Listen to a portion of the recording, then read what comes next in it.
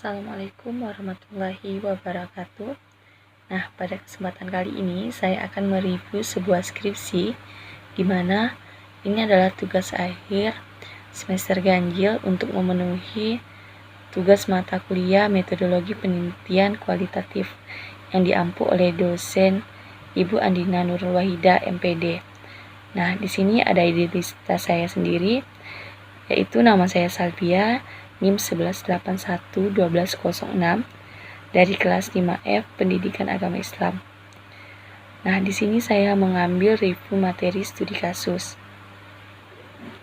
Nah, langsung saja di sini dapat dilihat identitas skripsi yang saya review, yaitu judulnya Implementasi Pendidikan Agama Islam sebagai Upaya Pembentukan Islam Siswa di SMP Negeri 13 Malang. Nama penelitinya yaitu Ulia Hafizoh, kemudian asal perguruan tingginya Universitas Islam Negeri Maulana Malik Ibrahim. Tahun terbitnya itu tahun 2015. Baik, lanjut ke latar belakangnya. Di sini latar belakangnya yang mengenai uraian permasalahan yang terjadi di tempat penelitian. Nah, uraian permasalahannya di sini yaitu SMP Negeri 13 Malang ini memiliki sekolah yang peserta didiknya cukup banyak, serta letaknya yang sangat strategis mengakibatkan dapat terjadinya pengaruh perkembangan zaman yang tidak menutup kemungkinan siswa-siswi di sekolah tersebut untuk melakukan pelanggaran.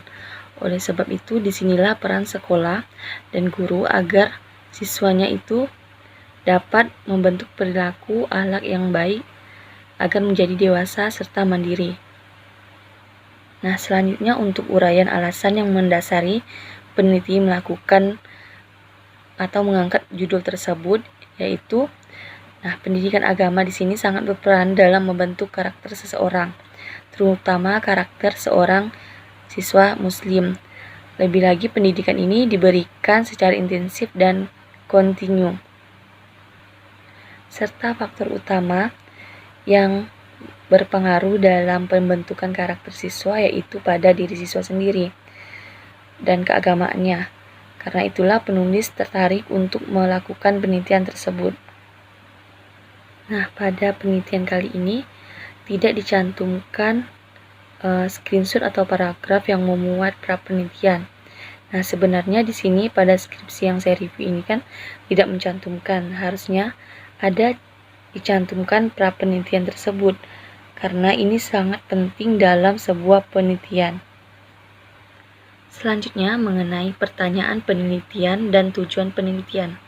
Nah, di sini dapat kita lihat di slide PPT-nya bahwa pertanyaan penelitiannya itu ada 3. Yang pertama, bagaimana karakter siswa SMP negeri saat di sekolah, khususnya siswa yang beragama Islam. Pertanyaan yang kedua yaitu bagaimana penerapan pendidikan agama Islam di SMP Negeri 13 Malang dalam bentuk karakter Islam pada siswa. Nah, pertanyaan yang ketiga yaitu bagaimana hasil penerapan pendidikan agama Islam sebagai upaya pembentukan karakter Islami siswa di SMP Negeri 13 Malang. Nah, dari pertanyaan penelitian tersebut memiliki tujuan, yaitu di mana tujuan penelitiannya yang pertama untuk mengetahui gambaran tingkah laku siswa di SMP Negeri 13 Malang saat di sekolah, khususnya siswa yang beragama Islam. Yang kedua, untuk menjelaskan tentang penerapan pendidikan agama Islam yang dilakukan oleh SMP Negeri 13 Malang sebagai upaya pembentukan karakter Islami siswa. Nah, yang ketiga, untuk menjelaskan hasil penerapan pendidikan agama Islam sebagai upaya pembentukan karakter Islamis di siswa di SMP Negeri 13 Malang. Nah, di sini menurut saya pertanyaan yang dibuat oleh peneliti sudah sesuai dengan tujuan yang ingin dicapai dan terfokus kepada pembentukan karakter Islami yang akan diteliti. Baik, lanjut ke slide selanjutnya.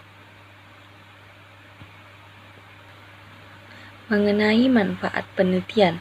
Nah, di sini ada 4 manfaat penelitian. Yang pertama yaitu bagi objek penelitian. Di sini yaitu memberikan kontribusi bagi pihak sekolah dalam peningkatan mutu pendidikan serta sekaligus peningkatan pembinaan akhlak. Kemudian yang kedua mengenai pengembangan ilmu pengetahuan. Nah, di sini itu menambah khazanah ilmu pengetahuan dalam pembinaan karakter Islami. Yang ketiga, bagi seorang peneliti yaitu memperluas wawasan sebagai calon guru PAI. Dan yang terakhir, di sini bagi Universitas Islam Negeri Malang. Nah, ini di sini dapat meningkatkan prestasi dengan nama baik lembaga dengan memberikan sumbangan ilmu pengetahuan bagi peningkatan kualitas pendidikan.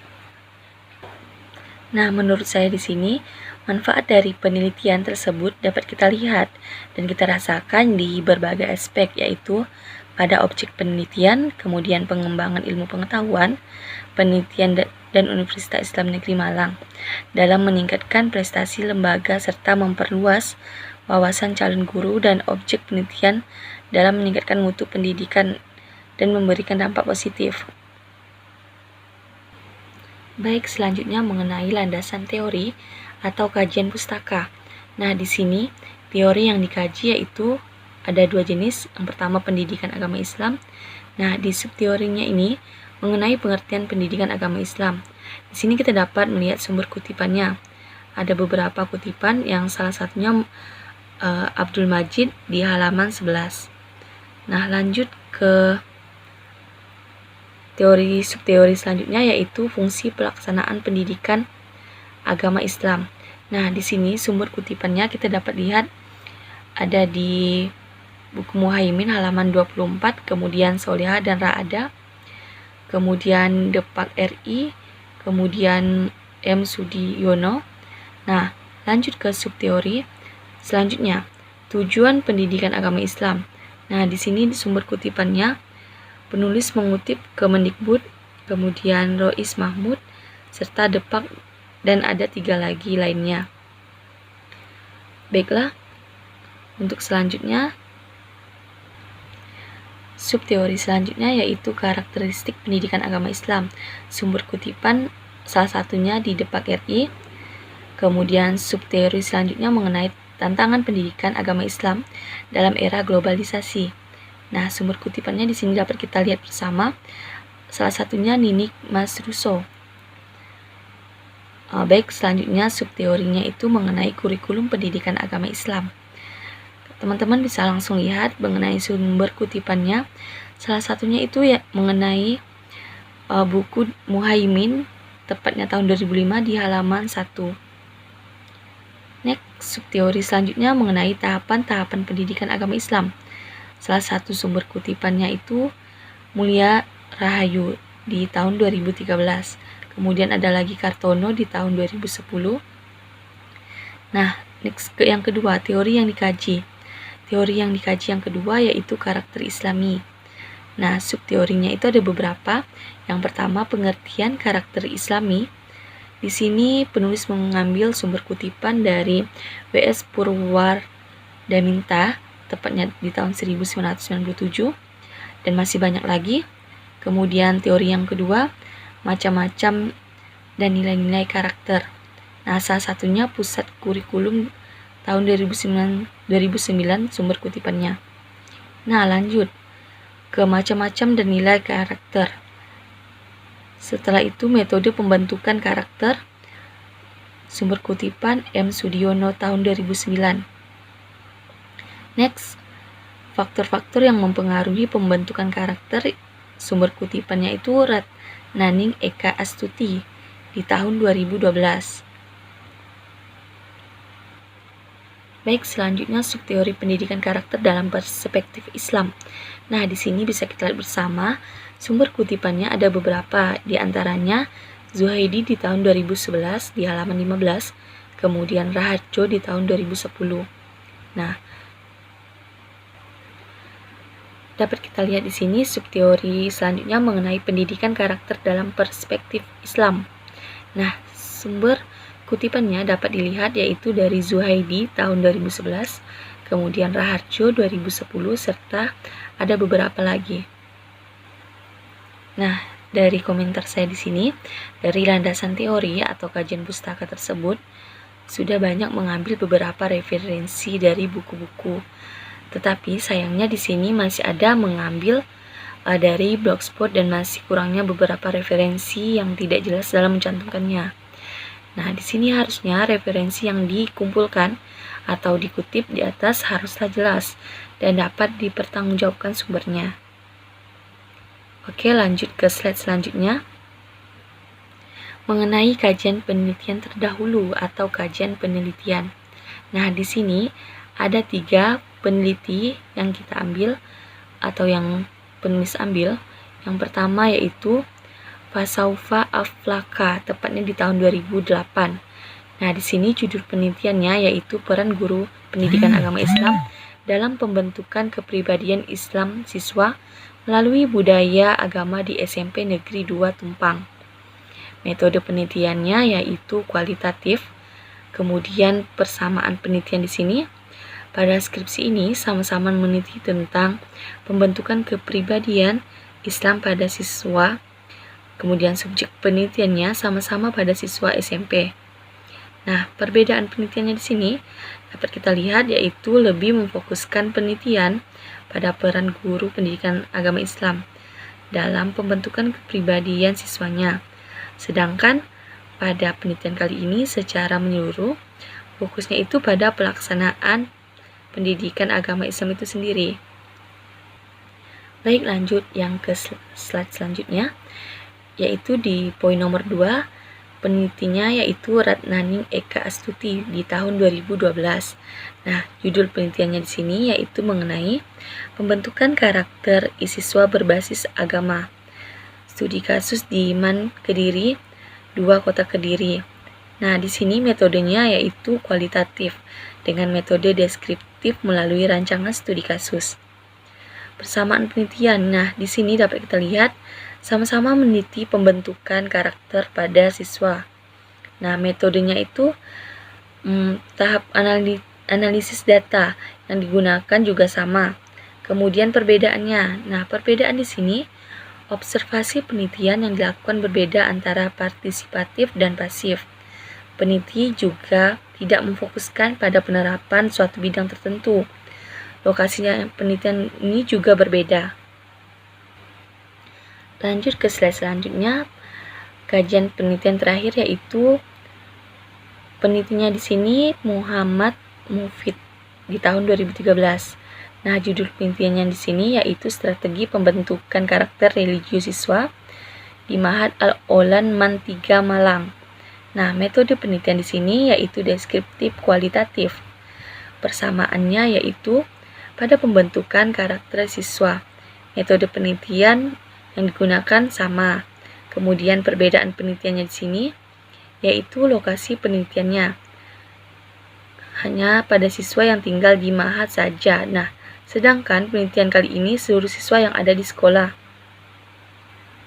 Baiklah, selanjutnya, slide selanjutnya yaitu mengenai pendekatan dan jenis penelitian. Nah, di sini bisa kita lihat bersama bahwa pendekatan penelitiannya yaitu kualitatif. Jenis penelitiannya yaitu studi kasus. Nah, di sini bisa dilihat telah ditampilkan screenshotan paragraf yang memuat penjelasan tentang pendekatan dan jenis penelitian dalam skripsi. Di sini dapat kita lihat bersama. Kemudian lanjut ke tempat dan waktu penelitian serta sumber data penelitian. Tempat penelitian di sini yaitu SMP Negeri 13 Malang. Kemudian waktu penelitiannya di tahun 2015. Nah, sumber data penelitian di sini yaitu ada beberapa narasumber, salah itu dari 5, yaitu salah satunya Ibu Siti Fatimah selaku guru SMP Negeri 13 Malang. Kemudian Ibu Mufidah selaku guru pendidikan agama Islam SMP Negeri 13 Malang. Selanjutnya Bapak Arifuddin selaku guru pendidikan agama Islam SMP Negeri 13 Malang. Yang keempat Ibu Sri Yamini selaku guru pendidikan PKN SMP Negeri 13 Malang. Kemudian yang terakhir Bapak Supriyanto selaku Waka Kesiswaan SMP Negeri 13 Malang. Nah, pada kali ini teknik dan instrumen pengumpulan data yaitu teknik pengumpulan data di sini ada 3. Yang pertama observasi langsung, kemudian wawancara serta dokumentasi. Nah, instrumen atau alat pengumpulan data di sini yaitu lembaran observasi, kemudian panduan wawancara, serta menghimpun dan menganalisa dokumen-dokumen sesuai dengan fokus masalah. Nah, selanjutnya di sini ada pertanyaan penelitian, teknik pengumpulan data, serta instrumen atau alat pengumpulan data. Nah, di sini ada dua, yaitu pertanyaannya, bagaimana karakter siswa SMP Negeri 13 saat di sekolah, khususnya siswa yang beragama Islam? Kemudian bagaimana hasil penerapan pendidikan agama Islam sebagai upaya pembentukan karakter Islami siswa di SMP Negeri 13 Malang? Teknik pengumpulan datanya yaitu teknik wawancara, kemudian observasi, instrumen alat atau pengumpulan datanya yaitu lembaran wawancara, lembaran observasi. Baik, lanjut ke slide selanjutnya mengenai teknik pemeriksaan keabsahan data. Nah, di sini untuk memperoleh kesimpulan yang tepat dalam penelitian kualitatif, maka harus didukung data yang tepat pula. Kemudian dalam penelitian di sini, kualitatif ini ada dua macam kriteria keabsahan data, yaitu yang pertama, kepercayaan atau credibility. Nah, di sini yang dimaksud dengan kredibilitas data dimaksudkan untuk membuktikan data yang berhasil disimpulkan sesuai dengan yang sebenarnya. Ada beberapa teknik untuk mencapai ke kredibilitas ialah yaitu teknik triangulasi data, yaitu mengecek kebenaran data dengan cara membandingkan data dengan sumber lain. Kemudian pengecekan anggota. Nah, lanjut yang kedua, keteralian atau transferability. Nah, di sini kriteria ini digunakan untuk menjaga kehati-hatian akan terjadinya kemungkinan kesalahan dalam mengumpulkan dan menginterpretasikan data, sehingga dapat dipertanggungjawabkan secara ilmiah. Baik, lanjut yang slide terakhir. Di sini ada teknik analisis data. Nah, di sini ada 3, yaitu uraian teknik analisis data yang digunakan oleh peneliti dalam skripsi tersebut. Dan langkah analisis datanya ini digunakan dalam penelitian meliputi yang pertama, ada reduksi data. Reduksi data di sini artinya merangkum, kemudian memilih hal-hal pokok, serta memfokuskan pada hal-hal yang penting, dicari tema serta polanya, dan membuang hal-hal yang tidak perlu digunakan dalam penelitian tersebut. Kemudian yang kedua, penyajian data. Nah, penyajian data di sini dilakukan dalam bentuk uraian singkat, kemudian hubungan antar kategori dan jenisnya itu sering digunakan dalam penyajian data dalam penelitian kualitatif dengan teks naratif. Yang terakhir, penarikan kesimpulan. Nah, penarikan kesimpulan di sini ini dapat memaparkan hasil penelitian lapangan yang sudah dinarasikan tadi. Baiklah, sekian dari saya. Kurang dan lebihnya mohon dimaafkan. Semoga dapat bermanfaat untuk teman-teman sekalian. Saya akhiri, billahi taufik wal hidayah. Wassalamualaikum warahmatullahi wabarakatuh.